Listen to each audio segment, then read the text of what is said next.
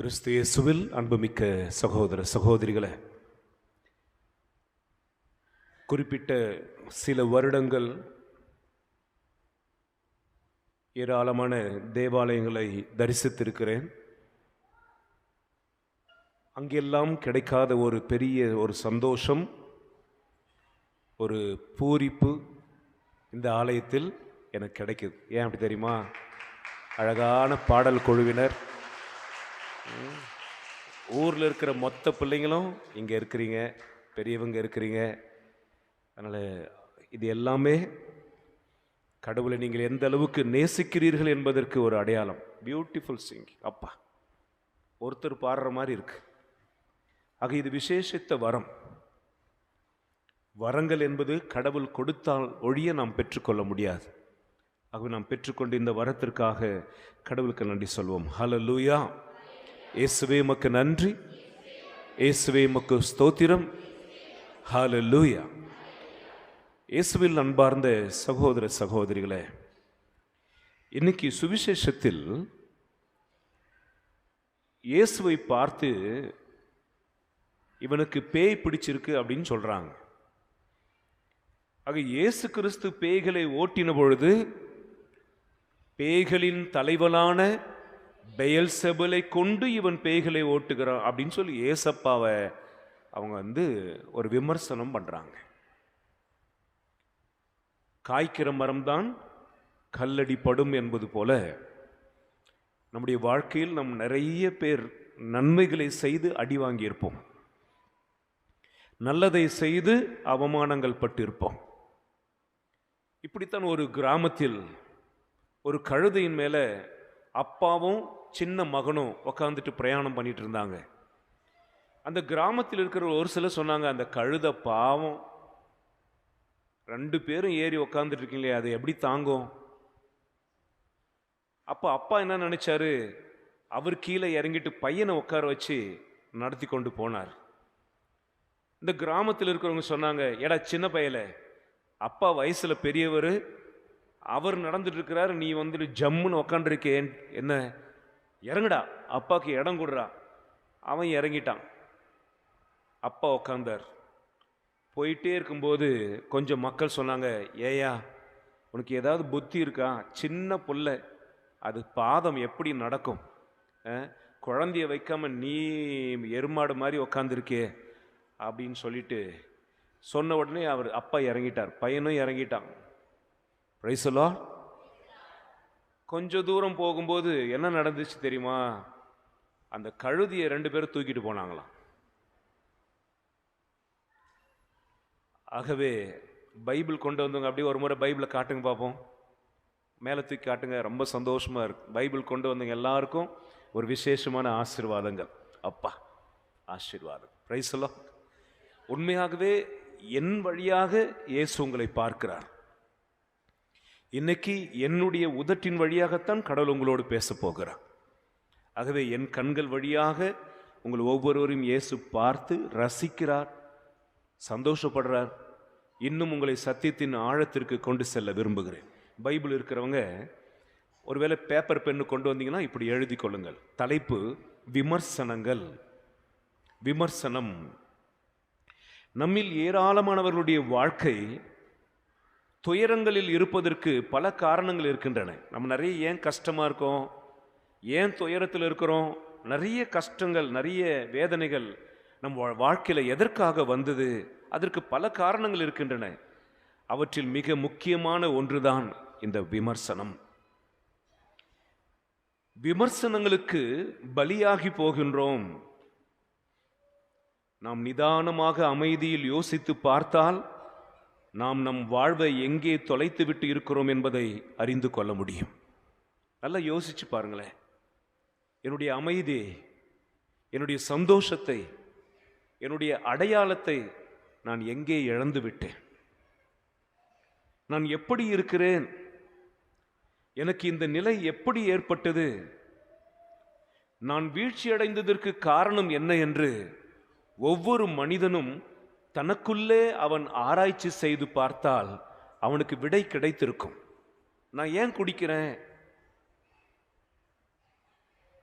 எல்லோரும் சந்தோஷமா இருக்கும்போது நான் ஏன் துக்கமாக இருக்கிறேன்? என் வீட்டில் செல்வங்கள் இருக்கும்பொழுது கூட ஒரு பஞ்சத்தில் அடிப்பட்டவளை போல வீதியில் வரும்பொழுது பிச்சைக்காரி மாதிரி வருவேன். ஹல்லேலூயா. அப்பா அம்மா இருப்பாங்க, ஆனா எனக்கு அப்பா அம்மா பிடிக்காது. சில பேருக்கு அப்பா அம்மாவே இல்லை, யாராவது ஒருத்தர் இருந்தா எனக்கு நல்லா இருக்குமே நினைக்கும் பொழுது தாய் தந்தையர்கள் இருந்து கூட சந்தோஷம் இல்லாமல் இருக்கிற பிள்ளைகள். ஆக அன்புக்குரியவர்களே, ஏன் கோவப்படுறேன்? எதற்கு எடுத்தாலும் எரிஞ்சு விழுவேன். ஏன் அப்படி இருக்கேன்? என்னால ஏன் சரியா படிக்க முடியல? இப்ப அழகா பாடுறாங்க, அவங்கள போல நானும் பாடணும் அப்படின்ற நினைவை விட்டுட்டு அவங்க தான் பாடணுமா அப்படின்னு ஏன் எதிர்மாறா நான் நினைக்கிறேன்? இப்படி என்னுடைய ஒவ்வொரு நடவடிக்கைகளுக்கும் காரணம் என்னவென்று நான் எனக்குள்ளே ஆராய்ந்து செய்து பார்த்தால் விடை கிடைத்திருக்கும். ஆனா நம்ம என்ன பண்ணுவோம் தெரியுமா? வாழ்க்கையில சந்தோஷமா இருக்கணும், வாழ்க்கையில எல்லாவற்றையும் பெற்றிருக்கணும் என்பதற்காக நம்மை விட்டு வெளியில் பிரயாணம் செய்து பல கிலோமீட்டர்கள் பிரயாணம் செய்து இதை சம்பாதிச்சா, இவ்வளவு படிச்சா, இவ்வளவு சொத்து சேகரிச்சா, இவ்வளவு நிலம் வைத்திருந்தால், இத்தனை புடவைகள் இத்தனை ஆடைகள் வைத்திருந்தால், இத்தனை நகைகள் வைத்திருந்தால், இத்தனை நண்பர்களை வைத்திருந்தால், இத்தனை பேரும் புகழும் எனக்கு இருந்தால் என்று தேடி தேடி தேடி தேடி நிம்மதிக்காக, சந்தோஷத்திற்காக, அமைதிக்காக வெளியில் பிரயாணம் செய்த நாம் உள்ளுக்குள் பிரயாணம் செய்வதை மறந்துட்டோம். நான் யார் ஆண்டவரே? பைபிள் இருக்குங்க, அப்படியே எடுத்து பாருங்களேன். லூக்கா சுவிசேஷம் 15வது அதிகாரம் 16, 17 இறை வசனங்கள். ஊதாரி மகனை பற்றிய ஓமை. தந்தையை விட்டு பிரிந்து சொத்தை எடுத்துக்கொண்டு போய் ஊதாரித்தனமாய் செலவழித்து கடைசியில் பன்றிகள் சாப்பிடுகிற அந்த என்ன சொல்றது, தவிட சாப்பிடலாம் அப்படின்னு நினைச்சா கூட கொடுப்பார் இல்லை. அவன் முடியெல்லாம் சுருண்டு போச்சு, காஞ்சி போச்சு, எண்ணெய் இல்லாம. அவன் உடம்பெல்லாம் ஒல்லியா ஆயிடுச்சு. சாப்பிட்டியாடா கேட்கறதுக்கு ஆள் இல்லை. கூட இருந்த நண்பர்கள் எல்லாம் காசு கரைந்த பொழுதே கரைந்து போனார்கள். கூட சுற்றின பெண்கள், அதாவது பெண் நண்பர்கள் எல்லாம் அவன் அழகு அற்று போன பொழுது அதோடு சேர்ந்து அவர்களும் மாயமானார்கள். இவன் இப்பொழுது பன்றிகளோடு அமர்ந்து கொண்டிருக்கிறான். பைபிள் எடுத்து படிச்சு பாருங்க. அவன் பார்த்தான், அவனுடைய கண்கள் திறக்கப்பட்டன. எனக்கு என்று ஒரு அப்பா இருக்கிறார், எனக்கென்று ஒரு வீடு இருக்கிறது, நான் ஏன் இங்கு பசியால் சாக வேண்டும்? எனக்குன்னு ஒரு அப்பா இருக்கும் பொழுது நான் ஏன் இங்க சாகணும் பசியால? எங்க வீட்டுல ஏராளமான வேலைக்காரங்களுக்கு சாப்பாடு இருக்கும்போது இங்க நான் ஏன் பட்டினியால சாகணும்? இதுதான் உள்ளுக்குள் பிரயாணம் செய்வது என்பது. என் நண்பர்களை ஏமாத்திட்டாங்களே, நான் லவ் பண்ண பொண்ணு என்னை விட்டுட்டு போயிட்டாலே, என் சொத்து போயிடுச்சே, என் அழகு போயிடுச்சே, என் நிம்மதி போயிடுச்சே என்று நீங்கள் வெளிப்புறத்தில் நீங்கள் குறைகளையும் காரியங்களை தேடிக்கொண்டிருப்பீர்கள் என்றால் உங்களுடைய துக்கம் இரட்டிப்பாக மாறும். உள்ளுக்குள் போங்க. என் வாழ்க்கை ஏன் இப்படி ஆச்சு? நான் எங்கே என் வாழ்க்கையை தொலைத்தேன்? கடவுள் எல்லோருக்கும் வாழ்க்கையை கொடுக்கிறார், எல்லோருக்கும். பூமியில் பிறந்த ஒவ்வொருவருக்கும் கடவுள் ஒரு வாழ்க்கையை கொடுக்கிறார். ஆனால் எங்கே நாம் இழந்து விட்டோம்? நீதி தலைவர்கள் 16வது அதிகாரம் 20வது வசனத்தில் சிம்சோனை பற்றி இருக்கிறது. சிம்சோன் கருவில் இருக்கும் பொழுதே கடவுள் அவருடைய அம்மா கிட்ட சொன்னார், நீ சாராயம் குடிக்க கூடாது, உன் மகன் வளர்ந்து சாகிற வரைக்கும் அவன் தலைமுடியை நீ சவரன் செய்யக்கூடாது, பத்திரமா பார்த்துக்கோ, ஏன்னா இஸ்ராயல் மக்களை மீட்பதற்காக இவன் பிறக்க போகிறான். பிறக்கும் பொழுதே ஒரு அடையாளத்தோடு பிறந்தவர் சிம்சோன்.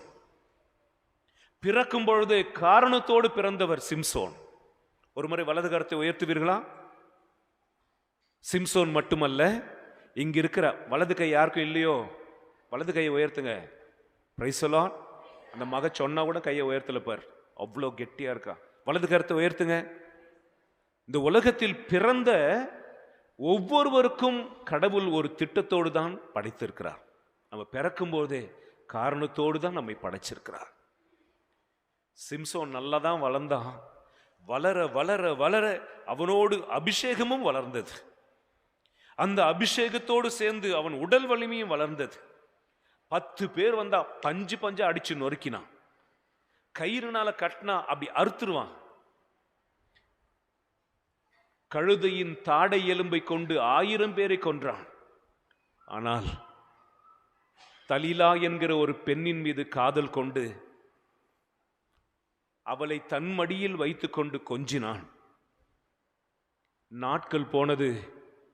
தலீலா அவன் மடியில் இருந்ததை விட இப்பொழுது தலீலா மடியில் சம்சோன் படுத்து கொண்டான், தூங்கினான். அவள் கேட்டாள், உனக்கு இந்த வல்லமை எங்க இருக்கிறது? அவன் சொன்னான், என்னை கயித்துல கட்டினீங்கன்னா சரியாயிடும். கட்டி பார்த்தா ஜெயிச்சிட்டான். என் தலைமுடியெல்லாம் முடிச்சு போட்டீங்கன்னா சரியாயிடும். முடிச்சு போட்டு பார்த்தா தப்பிச்சிட்டான். நீ எனக்கு சொல்லவே மாட்டுக்கிறப்போ, என் மேல உனக்கு அன்பே இல்லப்போ. எதற்கு தெரியுமா? தலீலாவை ஏற்கனவே விலைக்கு வாங்கினார்கள். அவனுக்கு எங்கே வல்லமை இருக்கிறது என்பதை கண்டுபிடித்து சொல், உங்களுக்கு நாங்கள் காசு தருகிறோம் என்று யூதாஸ் இயேசுவை காட்டி கொடுத்தது போல, யோசேப்பினுடைய சகோதரர்கள் தம்பியை விற்றுவிட்டது போல, தலீலா சிம்சோனுடைய வல்லமை எங்கே இருக்கிறது என்பதை நோண்டி நோண்டி கண்டுபிடித்தால், என் முடியை நீ சவரன் செய்து விட்டால் என் வல்லமை போய்விடும் என்று. ஹல்லேலூயா. அவன் சொன்னபடியே ரகசியத்தை பெற்றுக்கொண்டவள் தூங்க வைத்த பிற்பாடு தலைமுடியை சவரன் செய்தாள். 20வது வசனம் படிச்சு பாருங்க. விரோதிகள் வந்தபொழுது சிம்சோன் எழுந்து நின்று, எப்பொழுதும் போல நான் இப்பொழுதும் என்னை விடுவித்துக் கொள்வேன் என்று சொல்லி உடம்ப ஆற்றான். வசனம் சொல்லுகிறது, அவனை விட்டு விட்டு ஆண்டவருடைய ஆவி ஏற்கனவே போனதை அவன் அறியாமல் இருந்தான். இருக்கா? வசனம் இருக்கா? நமக்கு கடவுள் வாழ்க்கை கொடுத்திருக்கிறார். எங்கே இழந்து போனோம்? நீ பிறந்த பொழுது மிகப்பெரிய ஒரு அலுவலுக்காக படைக்கப்பட்டிருக்கிறாய், காரணத்தோடு படைக்கப்பட்டிருக்கிறாய். இது பிசாசுக்கு தெரியும். நீ அந்த தரிசனத்தோடு வாழ்ந்தா உன் குடும்பத்தை நீ உயர்த்த முடியும் என்பது தெரியும். அதனால தான் உன்னை குடிக்க வைப்பான். உன் பிள்ளைகளையும் உன் சந்ததிக்கும் நீர் ஆசீர்வாதமாக இருப்பாய் என்று பிசாசுக்கு தெரிந்ததனால உன்னை விபச்சாரத்திற்கு கொண்டு செல்வான். உன் அபிஷேகத்தை இழக்க செய்வான். சிம்சோனை கைகளின் கால்களையும் கட்டி கண்களை பிடுங்கி இது போன்ற தூண்களில் அவனை கட்டினார்கள். குருடனாக வலிமை இழந்தவனாக சிம்சோன் அழுதான். ஆண்டவரே, நீர் எனக்கு கொடுத்த அந்த காரியத்தை செய்து முடிக்காம நான் செத்து போறேனே. எனக்கு கொடுத்த அபிஷேகத்தை நீர் யாருக்கும் தந்ததில்லையே. என்னை யாரும் கட்டி வைக்க முடியாதே. என் தேசத்தையே விடுவிக்கிற ஒரு அரசனுக்குரிய மகிமையை நீர் வைத்தீரே. உம்மை இழந்து போனேன் ஐயா என்று நான் அழுதான். ஹல்லேலூயா. அன்புக்குரியவர்களே, ஊதாரி மகன் எப்படி தனக்குள் பிரயாணம் செய்து தனக்கு ஒரு தந்தை இருப்பதை கண்டுபிடித்தானோ, சிம்சோன் எப்படி மீண்டும் ஒரு முறை எனக்கு அபிஷேகத்தை தாரும், மீண்டும் எனக்கு அபிஷேகத்தை தாங்க என்று தன் குற்றத்தை உணர்ந்து ஆண்டவரிடத்தில் ஜெபித்தானோ, அதுபோல நீங்கள் வெளிப்புறத்தில் பிரயாணம் செய்வதை விட்டுவிட்டு இன்றைக்கு ஒரு நாள் உங்களுக்குள் போங்கள். நீ எப்படி வாழ்கிறாய்? உன் வாழ்க்கை எப்படி இருக்கிறது? நீ யாருக்காக வாழ்ற? எது உன்னை நடத்துகிறது? எதற்காக இந்த அலங்காரம்? எதற்காக இந்த சண்டை சச்சரவுகள்? இன்றைக்கு நாம் ஆழமாக தியானிப்போம். ஹல்லேலூயா. மனிதன் தனக்குள் பயணம் செய்வதை எப்போது விட்டுவிடுகிறானோ, அவன் தனக்கு வெளியில் பயணம் செய்ய ஆரம்பிப்பான். ஒரு மனைவிக்கு அழகு அங்கு எழுதப்பட்டிருக்கிறது. எபேசியர் 5:19. கடவுளுக்கு பயந்து இருப்பது போல கணவனுக்கு பயந்து இரு. மனைவிக்கு அழகு பரிசுத்தம், பிரமாணிக்கம். கணவனுக்கும் அப்படித்தான். ஆகவே வெளி அலங்காரங்களால் நம்மை அலங்காரம் செய்து கொண்டு உள்ளுக்குள் கடவுளுடைய பிரசன்னத்தை நாம் இழந்திருப்போம் என்றால் அதனால் என்ன பயன்? ஹல்லேலூயா. மத்தேயு சுவிசேஷம் 16வது அதிகாரம் 26வது வசனம் சொல்கிறது, ஒருவன் உலகமெல்லாம் தனதாக்கி கொண்டாலும் தன் ஆன்மாவை இழந்து விட்டால் எந்த பயனும் இல்லை. இப்பொழுது ஆழத்திற்கு நாம் செல்வோம். இந்த தூர பயணத்தில் தனக்கு என்ன நடக்கிறது என்பதை அவன் கவனிக்காமல் விட்டு விடுகிறான். பான் பராக், சாராயம், செல்போன், சேட்டிங், 12 மணி வரைக்கும் படம் பார்ப்பது, தேவையில்லாத காட்சிகளை பார்ப்பது, தேவையில்லாதவர்களோடு உறவுகள் வைத்துக் கொள்வது, கணவன் மனைவிக்குள் பிரச்சனை, பிள்ளைகளுக்கு பிரச்சனை, வீட்டுக்குள் சண்டை சச்சரவுகள், விவாகரத்து, இது எல்லாம் நடந்து கொண்டு இருக்கிறது. நீ வெளிப்புறத்தில் பயணம் செய்து கொண்டு இருப்பதனால். ஒரு ஏழை குடிசையில இருக்கிற கணவன் மனைவி நைட்டெல்லாம் சிரிச்சு பேசிட்டு படுத்து தூங்குறாங்க. பெரிய ஏசி ரூம் போட்டு மெத்தல போட்டு தூங்குற கணவன் மனைவி, அவன் அந்த ரூம்ல தூங்குறான், இவன் எந்த ரூம்ல தூங்குறான். சாப்பாடு நாய்க்கு வச்சுட்டு போற மாதிரி அவ வச்சுட்டு போறதும், இவன் அன்பில்லாமல் செய்யப்பட்ட அந்த உணவில் ருசியை தேடுவதும் நடைமுறையாகிவிட்டது அல்லவா? அன்புக்குரியவர்களே, இது முதல் மனிதன் செய்கிற தவறு. என்னதுன்னா, தன் நிலையை உணராமல் உள்ளுக்குள் தியானம் செய்யாமல் வெளியில போயிட்டு இருப்பான். இரண்டாவது மனிதன் செய்கிற மிகப்பெரிய தவறு, அவன் மற்றவர்களுக்காக வாழ்வது. கவனிக்கிறீங்களா? கொஞ்சம் பேர் சிரிச்சிட்டு இருக்கீங்க. எதுக்காக சிரிக்கிறீங்க தெரியல.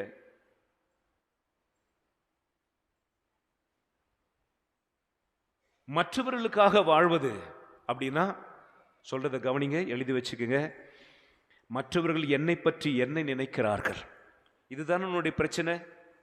நீ பவுடர் எதுக்கு அதிகமா போடுற? மற்றவர்கள் என்னை பற்றி என்ன நினைக்கிறார்கள், அதுதான் உன்னுடைய பயமாக இருக்கிறது. மற்றவர்கள் என்னை பற்றி என்ன நினைக்க வேண்டும், அவங்க என்னை நல்லவன் சொல்லணும், நல்லவன் சொல்லணும். அதுக்காக நான் பொதுப்படையாக சில நல்ல காரியங்களை செய்வேன். இந்த காணிக்கையை கொடுத்துட்டு அதில் என் பேரை எழுதுங்களேன், மற்றவங்க எல்லாம் இவர் தான் கொடுத்தாருன்னு தெரிஞ்சுக்கிட்டோம். 10 பேருக்கு அன்னதானம் போடும்பொழுது எல்லாரும் பார்க்கட்டுமே, இவர் அன்னதானம் போட்டார்னு எல்லாம் பேசட்டுமே, என்னை பற்றி அவர்கள் நல்லதா நினைக்கட்டுமே. ஹல்லேலூயா. ஆக நான் மற்றவர்கள் என்னை பற்றி என்ன நினைப்பார்கள், அவர்கள் என்னை பற்றி நல்லபடியாக நினைப்பதற்காக நான் என்னென்னலாம் செய்ய வேண்டும். என் உடை அவர்களுக்கு பிடித்திருக்கிறதா? யாராவது என்னை பார்த்து நல்லா இருக்குமா இந்த ட்ரெஸ் அப்படின்னு சொல்லணும். இந்த ட்ரெஸ்ல நீ அழகா இருக்கிறன்னு சொல்லணும். அதற்காக தான் காலையில கடைக்கு போறவங்க 4 மணி நேரம் அந்த கடையில் நாம் நேரம் செலவழித்து ஒரே ஒரு துணி எடுத்துட்டு வருவோம். எதற்காக? நாளைக்கு நான் போட்டுட்டு போகும்போது எல்லாரும் என்னை பார்த்து அழகா இருக்கணும்னு சொல்லணுன்றதுக்காக. மஞ்சள் கலரா, மாம்பழ கலரா, சிவப்பு கலரா, வெள்ளை கலரா, அது எனக்கு பிடிச்சிருக்கான்னு நான் பார்க்கல. என்னை பார்க்கிறவர்கள் என்னை அழகா இருக்கிறார்கள் என்று சொல்ல வேண்டும். அன்பு பிள்ளைகளே, நாம் அப்படி மற்றவர்களுக்காக செய்கிற காரியம். நான் இந்த எளிய வீட்டில் இருக்கிறேனே, என்னை பத்தி அவங்க என்ன நினைப்பாங்க? இந்த அவ கிரகப்பிரவேசம் கொண்டாடிட்டா, என் அண்ணன் கிரகப்பிரவேசம் கொண்டாடிட்டான், நான் இந்த ஏழை வீட்டில் இருந்தா எப்படி என்னை பத்தி யார் என்ன நினைப்பாங்க? என் அண்ணி என்னை பத்தி என்ன நினைப்பா? என் நாத்தனார் என்னை பத்தி என்ன நினைப்பா? Price the Lord. அதுக்காக கடனையாவது வாங்கி பெரிய வீட்டை கட்டி பிரம்மாண்டமாக கிரகப்பிரவேசத்தை நடத்தி அந்த வீட்டுக்குள் நீங்கள் குடியேறுகிறீர்கள். 10-15 லட்சம் கடன் இருக்கும். அந்த கடனுக்கு வட்டியை அடைக்க முடியாமல் அந்த புதிய வீட்டில் சிறைச்சாலையில் இருப்பது போல இருப்பீர்கள். உங்களை இந்த புதிய வீட்டை கட்டும்படி சொன்னது யார்? மனைவியை வற்புறுத்தி கணவன், கணவனை வற்புறுத்தி மனைவி, நம்ம கட்டுவோங்க, அவங்களாம் கட்டிட்டாங்க, அவர்களாம் கட்டிவிட்டதால் நீ கட்டுவாயோ? உன் குடிசை வீட்டில் நீ வாழ்ந்தபோது இருந்த அமைதி இப்பொழுது உனக்கு இல்லையே. எதை படைத்து எதை இழந்து போனாய்? ஹல்லேலூயா. நான் ஜெபமாலை ஜெபிக்கும் போது கூட எல்லாரும் என்னை பார்க்கணும். அந்த அம்மா டெய்லி 6 மணிக்கு ஜெபமாலை சொல்லுவாங்க. என் நினைவு அப்படி போகிறதா? என் வீட்டு வாசல் இந்த பக்கம் ஏசுப்பா, இந்த பக்கம் மாதம்மா போட்டோ வைக்கணும். எல்லாம் எவ்வளோ பக்தி என்று சொல்லணும். தபசு காலத்தில் எல்லாரும் என்னை பார்க்க வேண்டும் என்பதற்காக 40 நாட்கள் நான் உபவாசம் இருந்து காவி துணியை அணிந்து கொள்வேன். நான் காலையிலே எழுந்து ஜெபிக்க வேண்டும். அவங்க பையன் வெளிநாட்டுக்கு போயிட்டான், என் பையனும் போகணும். அவங்க வீட்டில் மாப்பிள்ளை நல்ல வெள்ளையா கவர்மெண்ட் உத்தியோகத்தில் கிடைச்சிட்டாங்க, என் பொண்ணுக்கும் அதே மாதிரி வெள்ளையா கவர்மெண்ட் மாப்பிள்ளை கிடைக்கணும். நான் வீட்டில் சும்மா இருந்தா எப்படி? அவங்கெல்லாம் வேலைக்கு போறாங்களே, அதனால ஒரு சீட்டு போடுவேன். 10 பேரை சேர்த்து 30 பேரை சேர்த்து 10,000 சீட்டு, 1 லட்சம் ரூபாய் 3 லட்சம் ரூபாய் சேர்த்து கடைசியில் அந்த சீட்டு பணத்தில் ஏமாற்றம் நடந்து கட்ட வேண்டியவர்கள் கட்டாமலும் கொடுக்க வேண்டியவர்கள் கொடுக்காமலும் நீ கொடுத்த இடத்தில் வராமலும் இருப்பதனால் கடன் தொல்லையில் மூழ்கி போகிறாயே. உன்னை சீட்டு நடத்த சொன்னது யார்? ஹல்லேலூயா. இன்னும் எத்தனையோ உதாரணங்களை சொல்லிக்கொண்டே போகலாம்.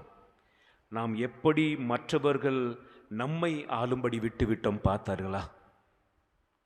எத்தனை பேர் புரிஞ்சிச்சு இந்த பிரசங்கம்? புரியுதா?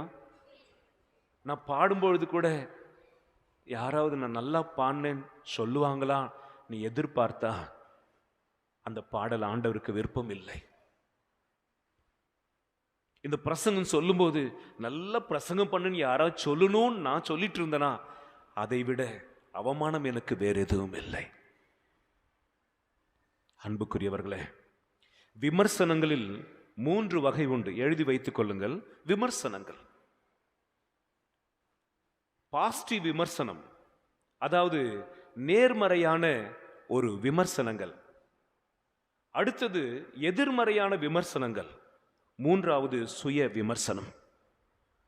உதாரணத்திற்கு நெகட்டிவ் விமர்சனத்தை பற்றி நாம் முதலில் தியானிப்போம். மனிதன் தன் உணர்வுகளுக்கு அடிமைப்பட்டு இருப்பதால் எந்த ஒரு சொல்லும் அவன் உணர்வுகளை தாக்குகின்றன. குறிப்பாக இந்த வகையான எதிர்மறையான விமர்சனங்கள் யார் ஒருவர் ஏற்கனவே தன்னை குறித்து வேதனையில் இருக்கிறாரோ அவர்களை அதிகமாக தாக்குகிறது. கவனிங்க, நான் ஏற்கனவே கருப்பா இருக்கேன், அண்டங்காக்கா அப்படின்னு யாரா சொல்லும்போது என்னுடைய காயம் பெருசா இருக்கும். குள்ளச்சி, அவ முடிய பாரு, ஸ்பிரிங்கு முடி,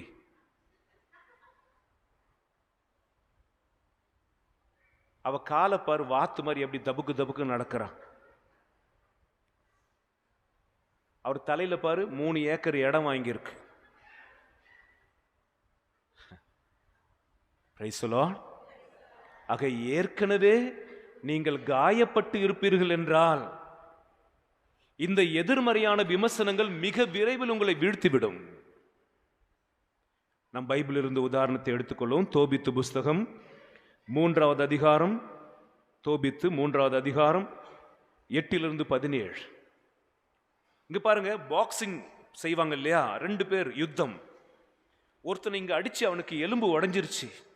இதை கவனிச்ச எதிராளி அதே இடத்துல தான் அடிப்பான். ஏன்னா அங்கதான் உடைஞ்சிருக்கு, அங்கதான் காயப்பட்டு இருக்கிறது.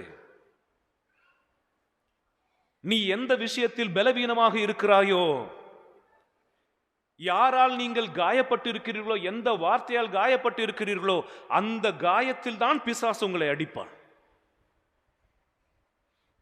உங்கள் முட்டில ஒரு புண்ணு இருக்குன்னு வச்சுங்களேன், சேர் வந்து அதில் இடிக்கும் போது இருக்கும்போது வலி இருக்கும் பாருங்க, அப்பா பட்ட காலிலே படும் கெட்ட குடியே கெடும் என்பது போல பிசாசு காத்து கொண்டே இருப்பான். உன்னை வீழ்த்துவதற்கு உங்ககிட்ட இருக்கிற காயத்தை முதல்ல பார்ப்பான். நீ யார் மேல கோபத்தில் இருக்க, யார் என்ன சொன்னதுனால நீ வருத்தமா இருக்கிற. தோபித்து புஸ்தகத்துல சாரா என்கிற பெண் இருக்கிறாள். அவளுக்கு திருமணமான பொழுது முதல் இரவுக்காக போவார்கள், அந்த கணவன் செத்துருவான். இப்படி 7 பேர் செத்து போறாங்க. நாம் வாசிப்போம் 7வது வசனம், 8வது வசனம் வாசிப்போம். நீ 7 பேரையும் கொலை செய்து விட்டாய். யார் பேசுறா? வேலைக்காரி எஜமானியை சாராளை பார்த்து அவர் சொல்றா, நீ 7 புருஷனை கொலை பண்ணவ, ஒருத்தன் கூட நீ வாழல, எல்லாரையும் கொன்னுபிட்ட, ஒரு குழந்தைய பெத்துக்கல, நீ எதுக்கு இன்னும் உசுரோட இருக்கிற, போய் செத்து போ அப்படின்னு வேலைக்காரி சொல்றா பாருங்க. சாரா உடைஞ்சு போய் 10வது வசனம் சொல்லுகிறது, அவள் உள்ளத்துக்குள் உடைந்து போய், ஆண்டவரே என்னை ஏன்பா வச்சிருக்கிறீங்க, என் உசுறு எடுத்துருங்க ஐயா, இப்படிப்பட்ட பேச்சை கேட்பதற்காக நான் வாழணும், அப்பாவுக்கு பாரமா இந்த பூமிக்கு பாரமா நான் எதுக்கு வாழணும், என் உசுரை எடுத்துருங்க, நான் தற்கொலை பண்ணிக்க போறேன்னு சொல்லி அவ ஜெபிக்கிறான். ஏற்கனவே 7 கணவர்களை இழந்து துக்கத்தில் இருந்த பொழுது அந்த வேலைக்காரி அதே ஒரு காரியத்தை சொல்லி, நீ ராசி இல்லாதவள், நீ ராசி இல்லாதவன், உனக்கு ஒரு வேலை கிடைச்சிருக்கா பார், நீலாம் ஒரு ஆம்பளையா, போய் சம்பாதிச்சு வீட்டில் வந்து கொண்டு போடாம பொண்டாட்டில போடுறத சாப்பிட்டுட்டு இருக்கிறே அப்படின்னு உன்னை தாக்குவார்கள். எல்லாம் 3-4 பிள்ளைகளை பெற்றெடுக்கும் பொழுது உனக்கு குழந்தை இல்லையே, உன்னை போய் கல்யாணம் பண்ணும் பார், நீ எப்ப அடி எடுத்து வைத்தியோ எங்க வீட்டுக்கு தரித்திரம் பிடிச்சது, கல்யாணம் நடந்துச்சு 1 மாசத்துக்குள்ள தாத்தா செத்துட்டார், நீ வந்ததுனால தான் செத்த. இப்படி ஏராளமான விமர்சனங்கள் உங்களுடைய உடல் அமைப்பை பற்றியும் உங்கள் குடும்பத்தை பற்றியும் நீங்க செய்கிற செயல்களை பற்றியும் இருக்கும். நீங்கள் அதை தாக்க விட்டுவிட்டால் தற்கொலைக்கு அது உங்களை கொண்டு செல்லும். இயேசுவே உமக்கு நன்றி. ஹல்லேலூயா. விடுதலை பயணம் 32வது அதிகாரம் 32வது வசனம். இன்றைக்கு உங்கள் எல்லோரையும் பார்த்து நான் சந்தோஷப்படுகிறேன். அதற்கு காரணம் யார்? மேய்ப்பர் தான், பங்கு தந்தை தான். இப்படித்தான் 6 லட்சம் மக்களை மோயேசன் வழி நடத்தினார் பாலைவனத்தில். ஒரு குடும்பத்தை வழி நடத்துவதே கஷ்டமாக இருக்கிற சமயத்தில் 6 லட்சம் மக்களை மோயேசன் வழி நடத்தினார் பாலைவனத்தில். சாப்பாடு இல்லை, தண்ணி இல்லை, முறுமுறுப்பு, எதிர்ப்பு, எங்களை கொல்லறதுக்கு இங்க கூட்டிட்டு வந்துட்டியா, உன்னை போய் நம்பணுமே, அந்த கடவுளுக்கும் சக்தி இல்லை, உனக்கும் சக்தி இல்லை. எத்தனை முறை அவர்கள் மோயேசனை காயப்படுத்தினார்கள். மத்தளத்துக்கு 2 பக்கமும் அடிகளை போல இந்த பக்கம் மக்கள் அடிப்பாங்க, போய் மக்கள்கிட்ட போய் இது சொல்லு என்று கடவுள் அடிப்பார். மோயேசன் பாவம். விடுதலை பயணம் 32வது அதிகாரம் 32வது வசனத்தில் அவர் இப்படி புலம்பினார், ஆண்டவரே உம்முடைய ஜீவ புஸ்தகத்திலிருந்து என் பெயரை நீக்கிவிடும், இப்படி ஒரு மனிதன் வாழ்ந்தான் என்றே அந்த புஸ்தகத்தில் இல்லாதபடி என் அடையாளத்தை அழிச்சு விடுங்கப்பா, வேண்டாம்ப்பா, இந்த மக்களுக்காக நான் உழைச்சது போதும், இரவும் பகலும் அவர்களுக்காக நான் உழைச்சது போதும், நான் கண்ட பலன் என்ன? நீங்க சொல்லுன்றீங்க, அவங்க கீழ்ப்படிய மாட்டுக்கிறாங்க, கடைசியில மக்கள் என்று நீ சொல்லுகிற, நான் எங்க தான் போவேன்? என்னை அழித்து விடும் ஆண்டவரே. மோயிசன் இறைவாக்கினர், அவருக்கே அந்த அடி என்றால் குருக்கள் உங்களை நடத்தும் போது எத்தனை அடிகள் இருக்குமோ, உங்கள் ஒவ்வொருவருக்கும் எத்தனை விமர்சனங்கள் வந்திருக்குமோ. உங்கள் கவனிக்கிறீங்களா? ஒரு கணவர் இறந்துட்டார், மனைவி 3 பிள்ளைங்களை காப்பாற்றணுமே, வயசான அத்தையை காப்பாற்றணுமேன்னு சொல்லி சாராய கடைக்கு முன்னாடி பஜ்ஜி போண்டா வித்தா, மிளகா பஜ்ஜி, கார பஜ்ஜி, வடை, அதை வச்சு பிள்ளைங்களை படிக்க வைக்கிறா, அதை வச்சு வீடு கட்டுறா. கிரகப்பிரவேசத்துக்கு ஏற்பாடு பண்ணாங்க, வந்தவங்கள சொன்னாங்க, இவ வடைய மட்டும் வித்தாளா, வேற என்னத்தை வித்தாலோ, இவளுக்கு காசு எங்க வந்துச்சு?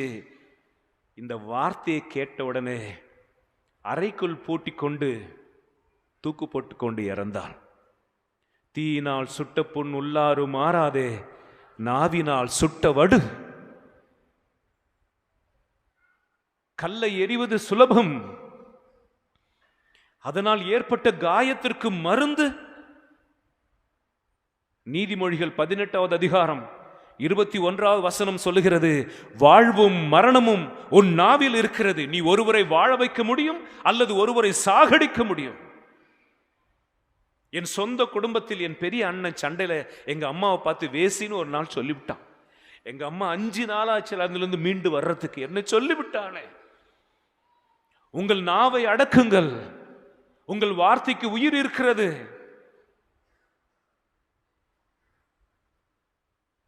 ஹல்லேலூயா.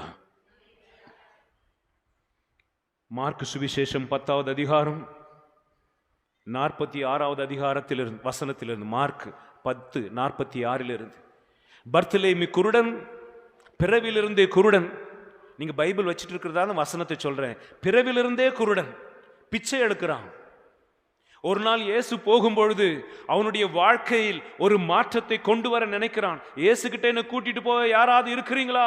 இயேசுவே.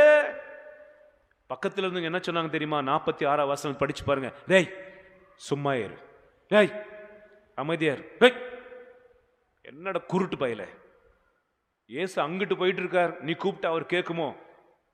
உனக்கு அப்படியே பார்வை கிடைச்சிட போதும். Price the Lord.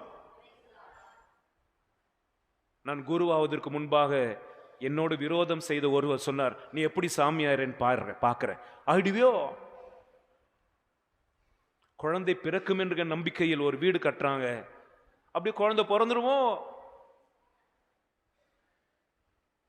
Price the Lord. எத்தனை நெகட்டிவ் வார்த்தைகள் உங்களை தாக்கி இருக்கும். பர்த்தலேமியு என்ன சொன்னான் தெரியுமா? இயேசுவே தாவீதின் குமாரனே. டேய் அமைதியார். இயேசுவே தாவீதின் குமாரனே. டேய் சொன்னா புரியாது. இயேசுவே. உங்களை எதிர்மறையான விமர்சனங்கள் தாக்கும் பொழுது நீங்கள் நேர்மறையான எண்ணங்களால் உங்களை நிறைத்துக் கொள்ளுங்கள். உங்களை யாரும் அழகில்லை என்று சொல்லும் பொழுது நீ அழகாக இல்லாமல் இல்லை. கடவுள் எசேயாஸ் புஸ்தகம் 43:4 சொல்கிறார், என் கண்ணுக்கு விலையேற பெற்றவன் நீ. கடவுளுக்கு நீ அழகாயிருந்தால் போதும். உலகின் பார்வைக்கு அழகாயிருக்கிற நினைக்கிறவர்களுக்கு பெயர் வேறு. தன் கணவனுக்கு அழகாயிருந்தால் போதும். தன் மனைவிக்கு பிரமாணிக்கமாயிருக்கிற கணவன் போதும். எதிர்மறையான விமர்சனங்களை இன்றைக்கு எதிர்த்து நில்லுங்கள். ஹல்லேலூயா. சீக்கிரம் வசனம் படிப்போமா? மார்க்கு சுவிசேஷம் 5வது அதிகாரம் 38 மார்க் 5:38-40. இயேசு யாயிருடைய மகள் இறந்து விட்டாள் என்று வீட்டிற்கு வருகிறார். அங்கே வீட்டிற்குள்ளே புலம்பி அழுகிறவர்கள் இருக்கிறார்கள். போதகரை தொந்தரவு செய்ய வேண்டாம், உன் மகள் இறந்து விட்டாள் என்று அவனுடைய செவிகளில் வார்த்தை வருகிறது. Don't disturb God. கடவுளை நம்பி பிரயோஜனம் இல்லை. உங்களில் எத்தனை பேருக்கு அந்த உணர்வுகள் வந்திருக்கிறதோ? வாழ்க்கையில் ஒரு முறையாவது நீங்கள் கடந்து வந்திருப்பீர்கள். கடவுளை நம்பி பிரயோஜனம் இல்லை. நம்முடைய கடவுளுக்கு சக்தி இல்லை என்று நீங்கள் கைகளை எங்கேயாவது காட்டி இருப்பீர்கள். எதையாவது கையிலும் காலிலும் கட்டி இருப்பீர்கள். எதையாவது பிரசாதம் என்று தின்னு இருப்பீர்கள். நினைத்து பாருங்கள். யாயிருடைய செவிகளில் விழுந்த உன் மகள் இறந்து போய்விட்டால், எவ்ரிதிங் ஓவர். இயேசு வந்து என்னத்தை பண்ண போறார்? இயேசு அவனுடைய கையை பிடிச்சு சொன்னார், நம்பிக்கையோடு இரு. நான் சொன்னேன் அல்லவா, நம்பிக்கையோடு இரு. அழுகையோடு வீட்டிற்கு போனார்கள். வீட்டுக்குள்ளே ஏராளமானவர் அழுகிறவர்கள் இருந்தார்கள். இயேசுவே உமக்கு நன்றி. ஏசப்பா உள்ள போனவனே முதல் காரியம் என்ன செஞ்சார் தெரியுமா? அழுகிறவர்களை அப்புறப்படுத்துங்கள். உங்களில் யார் யாரிடத்தில் இந்த தரக்குறைவான எண்ணங்கள், எதிர்மறையான எண்ணங்கள் இருக்கிறதோ, நான் ஜெயிக்க முடியாது நீ நினைச்சிட்டா ஜெயிக்க முடியாது. நான் தோல்விதான் அடைவேன் என்று நினைத்துவிட்ட ஒருவனை வெற்றி தேடி வருவதில்லை. இந்த வருடத்தில் கண்டிப்பாக கடவுளுடைய ஆசீர்வாதத்தை பெறுவேன் என்று நீ நம்பவில்லை என்றால் எந்த வருஷமும் நீ ஆசீர்வாதத்தை பெற முடியாது. இயேசு சொன்னார், அழுகிறவர்களை வெளியேற்றுங்கள். உங்கள் உள்ளத்தை குழப்பிக் கொண்டிருக்கிற யாரோ சொன்ன வார்த்தைகளை வெளியேற்றுங்கள். டாக்டரே ஒருவேளை சொல்லி இருக்கலாம், உங்களுக்கு இந்த வியாதி வாழ்க்கை முழுவதும் இருக்கும் என்று. அது இருக்கும் வரைக்கும் உங்களுக்கு சுகம் கிடைக்க வாய்ப்பே இல்லை. வெளியேற்றுங்கள். லாசருவை கல்லறையில் வைத்து 4 நாட்கள் ஆயிற்று, நாற்றம் எடுக்குமே. இயேசு சொன்னார், கல்லை அப்புறப்படுத்துங்கள். கல்லை அப்புறப்படுத்தின உடனே அந்த உடலை உயிரோடு எழும்பி வர செய்த கடவுள் இன்றைக்கு இந்த நாளில் இயேசுவை பார்த்து பேய் பிடிச்சவன் என்று சொன்னார்கள். இயேசு நின்று விட்டாரா? பிரசங்கம் செய்வதை நிறுத்திவிட்டாரா? பேய்களை ஓட்டுவதை நிறுத்திவிட்டாரா? பிசாசுனுடைய திட்டம் என்னவென்றால், யோவான் 10வது அதிகாரம் 10வது வசனம், அவன் திருடுவதற்கும் கொல்லுவதற்கும் அழிப்பதற்கும் என்று வேறு எதற்கும் வருவதில்லை. உன் சந்தோஷத்தை, உன் சமாதானத்தை, உன் நிதானத்தை, உன் குடும்பத்தில் இருக்கிற ஐக்கியத்தை பறித்து உன்னையும் உன் மனைவியும் உன் பிள்ளைகளையும் மூளைக்கு ஒருவராக மாற்றி உன்னை அனாதையாக மாற்றி கொலை செய்வதற்காக அவன் உனக்குள் வந்திருக்கிறான். உங்க மாமியார் அப்படி சொன்னாங்களாமே, உன் மருமக அப்படி சொன்னாலாமே, உன் நண்பர்கள் இப்படி சொன்னாங்களாமே, கூடவே இருந்து குழி பறிச்சிட்டாங்களே. எது நடந்தாலும் என் பிள்ளைகளே, இன்றைக்கு உங்கள் இதயத்திலிருந்து அதை வெளியேற்றுங்கள். எப்பொழுது அழுகிறவர்களை வெளியேற்றினாரோ, இயேசு கிறிஸ்து சிறுமியை பார்த்து சொன்னால், இவள் தூங்குகிறாள். செத்து போனவரை பார்த்து இயேசு சொன்னால், இவள் தூங்குகிறாள். எல்லாம் இப்படி பார்த்தாங்க. ஆமாம், உனக்கு வேண்டுமானால் உன்னுடைய பிரச்சனைகள் முடிந்து விட்ட போல தோளும் கடவுளுக்கு மீண்டும் அதை தொடங்கி வைக்க முடியும். நம்புறவங்களை கைத்தட்டி ஒரு முறை நன்றி சொல்லுங்களேன். உனக்கு காரியங்கள் முடிந்து விட்டது போல தோன்றும், கடவுளுக்கு மீண்டும் அதை தொடங்கி வைக்க முடியும். கடவுளை நம்புகிறவர்களுக்கு there is no end, முடிவு இல்லை, only bend, ஒரு வளைவுதான் அடுத்த நெடுஞ்சாலை உங்களுக்காக காத்திருக்கிறது. ஹல்லேலூயா. மத்தேயு சுவிசேஷம் 12:24 இன்றைக்கு நாம் வாசித்தோம். இயேசுவை பார்த்து இவன் பெயல்செபூலால் பேய்களை ஓட்டுகிறான் என்றார்கள். மத்தேயு சுவிசேஷம் 9வது அதிகாரம் 10-17 வசனங்கள். ஏன் உங்கள் இயேசு பாவிகளோடு உணவருந்துகிறார்? விபச்சாரிகளோடு அவருக்கு என்ன பணி? லூக்கா 7:39. இந்த பொம்பளை ஏன் இயேசு தொட விட்டாரு? தொடர பொம்பளை எப்படிப்பட்டவள் இவருக்கு தெரியாதா? ஏன் இவரை தொட விட்டார்? ஏன் அந்த பொண்ணை தொட விட்டார்? ஏன் அவர் இறைவாக்கினராக இருந்தால் அந்த பொம்பளை யாரும் தெரிஞ்சிருக்கும்ல. இவன் இறைவாக்கினர் இல்லை. மத்தேயு 27:42 சிலுவையில் தொங்கிக் கொண்டிருந்த இயேசுவை பார்த்து, எல்லாரையும் காப்பாத்தின நீ உன்னையே காப்பாத்திக்க முடியல. கோயிலுக்கு டெய்லியும் போவ, வெள்ளாலங்கோட்டைக்கு போவ, வெங்கடாச்சலபுரம் போவ, கோயில்பட்டிக்கு போவ, புளியம்பட்டிக்கு போவ, எல்லா ஊருக்கும் போவ. உனக்கு ஏதாவது நல்லது நடந்துச்சா? உன்னை கேலி செய்வார்கள். டெய்லி காலைல 4 மணிக்கு ஏஞ்சி பைபிள் படிக்கிறேடி, என்னடி உனக்கு கிடைச்சது? உங்க வீட்டுக்காரே சொல்லுவார். யோபு புஸ்தகம் 2வது அதிகாரம் 8-9 வசனங்கள் படித்து பாருங்கள். கணவரை பார்த்து மனைவி கேட்டால், யோபுவை பார்த்து, இன்னுமா அந்த கடவுளை நம்பி இருக்கிறார்? இன்னுமா அந்த கடவுளை நம்பி இருக்கிறார்? முட்டா பயல, எல்லாத்தையும் தான் இழந்துட்டியே, போய் கடவுளை சபித்து விட்டு நீயும் செத்துப்போ, உன் சொந்த உறவுகளை உன்னை செத்துப்போ என்பார்கள். உன் சொந்த கணவன் மனைவி உங்களுக்கு எதிராக திரும்புவார்கள். அதற்காக சாக போறியா? எத்தனை முறைதான் சாவது? ஏற்கனவே வார்த்தையில் தான் சாகடித்து விட்டார்களே, இன்னும் எத்தனை முறைதான் நான் சாவது? அன்புக்குரியவர்களே, இன்றைக்கு அதிகமான நேரம் இல்லை. இந்த ஒரு விஷயத்தை மட்டும் நான் போதித்து நான் முடிக்கிறேன். எதிர்மறையான விமர்சனங்கள் உங்கள் வாழ்க்கையில் வந்து கொண்டே இருக்கும்.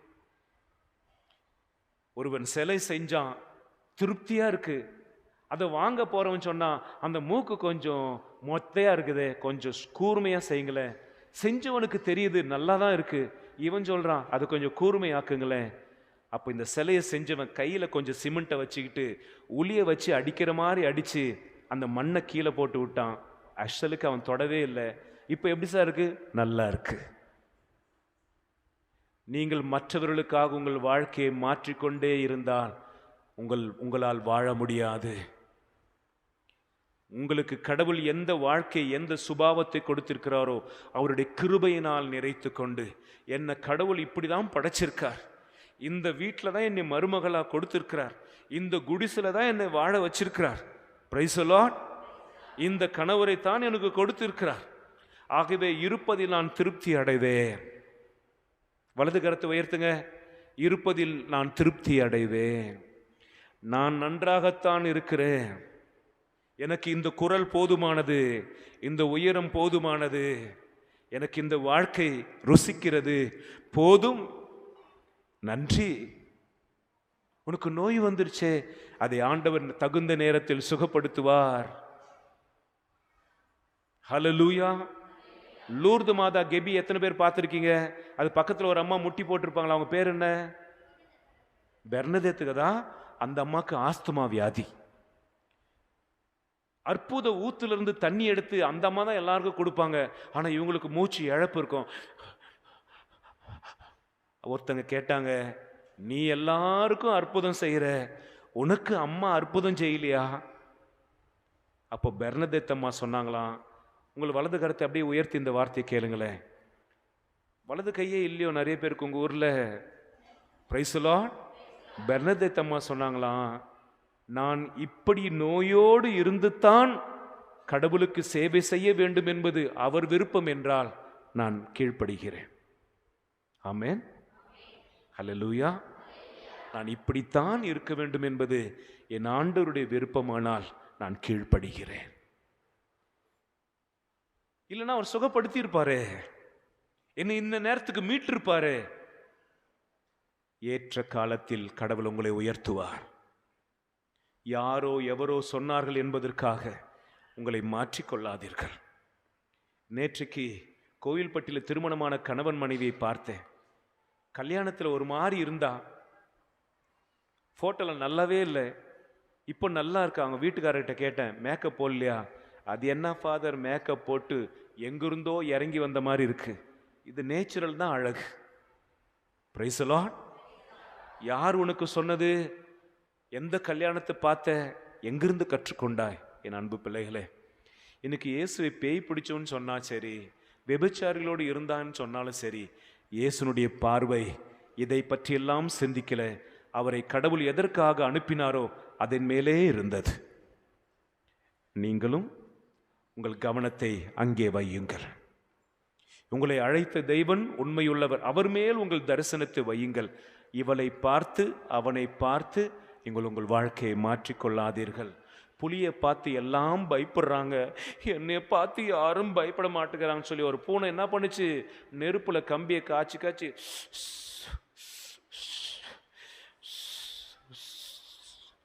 Price the Lord. காலையில பார்த்தா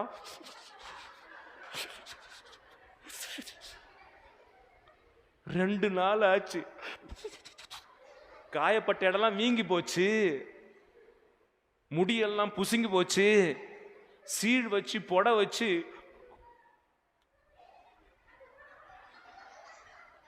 ஆக அன்புக்குரியவர்களே, புலியை பார்த்து பூனை சூடு போட்டு பழமொழி தெரியுமல்லவா? இன்றைக்கு ஏசப்பா, யார் உன்னை பத்தி என்ன சொன்னாலும் கவலைப்படாத, நான் உன்னை அன்பு செய்கிறேன். நீ இருக்கிறபடியே நான் உன்னை அன்பு செய்கிறேன். உன்னை நான் தான் இந்த உலகத்திற்கு கொண்டு வந்தேன். உலகம் முடியும் வரைக்கும் நான் உன்னோடு இருப்பேன். மத்தேயு 28:20. ஹல்லேலூயா. தாய் மறந்தாலும் நான் உன்னை மறக்க மாட்டேன். எஸ்ஐயா 49:16. உன் பெயரை என் உள்ளங்கையில் பொறித்து வைத்திருக்கிறேன். என் அன்பு பிள்ளைகளே, இன்றைக்கு இந்த வசனத்தை மட்டும் நாம் தியானிப்போம். நாளைக்கும் வருகிறேன் இதனுடைய தொடர்ச்சியை ஒருவேளை நாம் தொடர்ந்து கேட்போம். கர்த்தராகிய தேவன் நம் அனைவரையும் ஆசீர்வதிப்பாராக. ஆமென். கரங்களை தட்டி நன்றி சொல். நன்றி அப்பா, நன்றி. விமர்சனங்களை தாண்டுங்கள், இந்த உலகத்தின் விமர்சனங்களை தாண்டுங்கள். உங்களை பற்றிய அவதூறுகளை கடந்து வாருங்கள். கடந்த காலத்தினுடைய நினைவுகளை விட்டுவிடுங்கள். கடவுள் உங்களுக்காக புதிய காரியங்களை செய்வார். பழையதை மறந்துவிடு. என்னை காயப்படுத்தின எல்லா காரியங்களும் மறைந்து போகட்டும். என் உள்ளம் இயேசுவின் இரத்தத்தினால் கழுவப்படட்டும். புதிய உற்சாகத்தின் ஆவி, புதிய பலம் எனக்கு உண்டாகட்டும். என் கணவனோ மனைவியோ ஊரோ உலகமோ என்னை பற்றி எதெல்லாம் சொன்னதோ அது என் நினைவிலிருந்து எடுக்கப்படட்டும். என் வாழ்க்கையின் சாபங்கள் மறையட்டும். தலைமுறை தலைமுறையாக நாள்தோறும் என்னை தாக்கி கொண்டிருக்கிற சாபங்கள் மறைந்து இன்றையிலிருந்து ஆண்டவருடைய பார்வையில் விலையேற பெற்றவனாக, விலையேற பெற்றவளாக, அபிஷேகத்தில் நிறைந்தவனாக இந்த உலகத்திற்கு ஆசீர்வாதமாக நீ இருப்பாய் என்று ஆதியாகமம் 12:2 சொன்னாரே. ஆண்டவரே, நீர் என்னை ஆசீர்வதியும். என்னையே ஒரு ஆசீர்வாதமாக மாற்றும். செபஸ்தியாருடைய திருவிழாவில் இந்த பெரிய அற்புதம் எங்கள் குடும்பங்களில் நடப்பதாக. வேலை இல்லாதவர்களுக்கு வேலை கிடைப்பதாக. ஆண்டவரே, மலடி என்று சொல்லப்பட்டவர்களுக்கு பிள்ளைகள் பிறப்பார்களாக. அநாதை என்று சொன்னவர்களுக்கு சொந்த பந்தங்கள் வந்து சேர்வதாக. வீடு, பாக்கியம், செல்வங்கள் எல்லாம் சேர்ந்து வருவதாக. உன் ஆத்துமா வாழ்வது போல் நீ எல்லாவற்றிலும் வாழ்ந்திரு என்று சொன்னாரே. எங்களை ஆசீர்வதிங்க அப்பா, எங்களை நிரப்புங்க அப்பா. எங்கள் விமர்சனங்களை தாண்டி உம் வசனங்களால் எங்களை உறுதிப்படுத்தும், ஆசீர்வதியும். இயேசுவின் வல்லமையுள்ள நாமத்தில் ஜெபிக்கிறோம் பிதாவே, ஆமென். விண்ணப்பங்கள் இருக்கா? எல்லோரும் எழுந்து நிற்போம். ஒரு பக்தன் இப்படி பாடினான்: பலவீன நேரங்களில் பலன் தந்தீரையா, சோர்ந்து போன நேரம் எல்லாம் தூக்கி என்னை சுமந்து வாக்கு தந்து தேற்றி நீரே. Price the Lord. பைபிள் இன்னைக்கு எடுத்துட்டு வந்தவங்க சோர்ந்து போன நேரமெல்லாம் இந்த பைபிளை திறங்க. சோர்வுகள் வருவதற்கு முன்பாகவே இந்த பைபிளை திறந்து படிங்க. உங்களுக்கு உயிரளிக்கும் ஆவியானவர் கொடுக்கப்படும்.